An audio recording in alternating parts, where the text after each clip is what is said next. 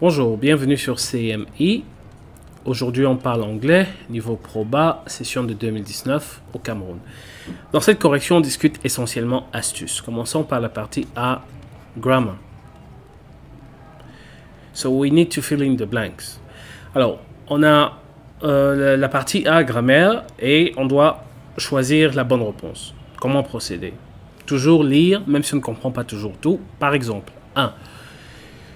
They were tired, they continued walking. Donc ici, on a affaire à une contradiction. Le fait que des gens travaillent et puis ils sont fatigués, mais ils doivent continuer à travailler. Déjà, on peut penser à though, qui veut dire malgré, ou but. Mais que faire? Essayez de voir, même en rapport avec le français, laquelle conjonction est la plus appropriée. But they were tired, they continued walking. Mais ils étaient fatigués, ils ont continué à travailler. Peut-être. Though they were tired, they continued walking. Malgré le fait qu'ils étaient fatigués, ils ont continué à travailler. Though me semble être la meilleure option. So on va partir pour though. 2. The candidates for the post of manager came. Than expected for the interview. Alors, en général, dès qu'on voit le mot than, on pense au comparative. Donc, je dois chercher la forme du comparative here. Early, earlier, earliest. Donc, la réponse est earlier. My sister has been staying with me. I came to Yaoundé for, since, during.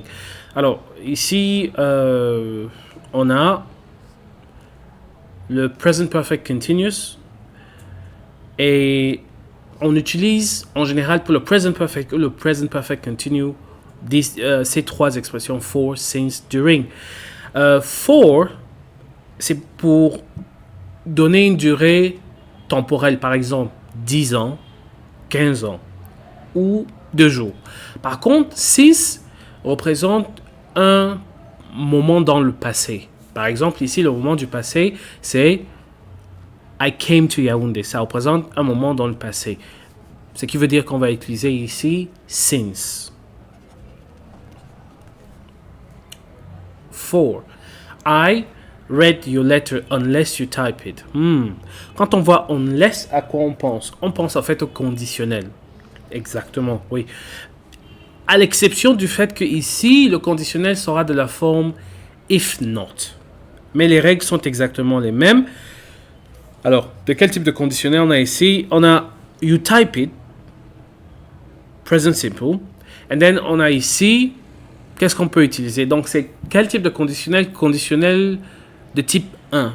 Dans le conditionnel de type 1, on aura le present simple et de future. So, you will say, I won't read your letter unless you type it. So, won't. Alors, on peut discuter, mais pourquoi pas will? Oui, en fait, choisir entre won't et will, ce n'est plus en rapport avec la grammaire, c'est plus en rapport avec la compréhension de la phrase. Ensuite, 5. Melanie was looking for the student school bag was missing. Alors, ici, on a un élève et exactement le mot, son sac. On n'arrive pas à retrouver son sac. Alors, quelle expression utiliser ici? Which, whose, whom. Pour parler de son sac, quand il s'agit de quelqu'un, on utilise la forme whose. Donc, le possessif de who, c'est whose. Ensuite, on nous dit, la deuxième partie de la grammaire, on veut, en fait, le même principe. The Gondo Festival, always celebrated in December. Quand on voit le mot always, on pense au simple past ou simple present. Donc, ici, The Gondo Festival was always celebrated in December. Grammatiquement parlant, c'est correct.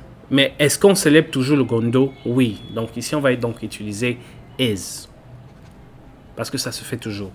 Number 2. Most cats like mice to eat. Donc, most cats like to eat mice. c'est tout à fait possible. Mais quand on a l'infinitif, souvent, on doit penser au gérondif ou gerund. Donc, on pourrait dire most cats like to eat. Ou on pourrait aussi penser like eating. Et dans le cas précis du verbe like, le sens reste le même. Like ne change pas le sens, que ce soit la forme infinitive ou alors la forme du gérondif. Ensuite, 3. The criminal ran fast and disappeared into the forest. Alors ici, on a le verbe ran. Et ici, on a fast qui est un adjectif. Mais on veut la forme adverbiale de cet adjectif, puisqu'on a un verbe. Et qu'est-ce qui qualifie le verbe? C'est un adverbe. Donc, quel est l'adverbe de fast? Ça ne change pas, c'est toujours fast. Ensuite, on dit « My younger brother was the ». La même idée, dès qu'on voit « the », et on a un adjectif, on pense au superlatif. Donc, « My younger brother was the best candidate in the purpose examination ». December is often la même idée, le même principe, the month of the year, donc superlatif, hottest. Ensuite, on dit section B, vocable. Faire attention de lire les instructions. Pourquoi? Parce qu'ici, on ne veut pas la bonne réponse. En fait, on veut la mauvaise réponse. Choose one word among those in the brackets that does not collocate or go with the underlined word. Donc, choisis le mot qui ne peut pas s'associer avec le mot souligné, en fait, puisque c'est un nom ou un verbe, peu importe. Donc, ici, on a, pour number one, on a a message. On a un message. Quels sont les mots qui ne peuvent pas aller? Est-ce qu'on peut send a message? Oui. Est-ce qu'on peut receive? Yes. Est-ce qu'on peut forward? Yes. Donc, le mot qui n'ira pas, c'est catch. Est-ce qu'on peut arrêter un message? No. Not catch it. You can stop it, but not catch it. Maintenant, on parle du mot file. Est-ce qu'on peut download the file? Yes. Est-ce qu'on peut delete it? Yes. Est-ce qu'on peut save it? Yes. Est-ce qu'on peut surf it? No. What we do is we surf the internet. Donc, surf. Ensuite, in English, you can break a price. Ici, le mot qui nous intéresse, c'est break. Est-ce qu'on peut break a price? On peut break a record. Yes. On peut break a promise. Oui. On peut break a plate. Mais est-ce qu'on peut break a price? No. We drop a price. Donc ici, le mot qui n'ira pas, ce sera a price. We drop the price of something. Okay? Or we reduce it. Not break it. 4. My younger sister can make a cake, sport, a mistake, an arrangement. Can you make a cake? Yes. Can you make a sport? I don't think so. Can you make a mistake? Definitely. Can you make an arrangement? Yes. So, ici, le mot sport. Et qu'est-ce qu'on fait du sport si on ne make pas? On do et on play sports. OK? On play sports.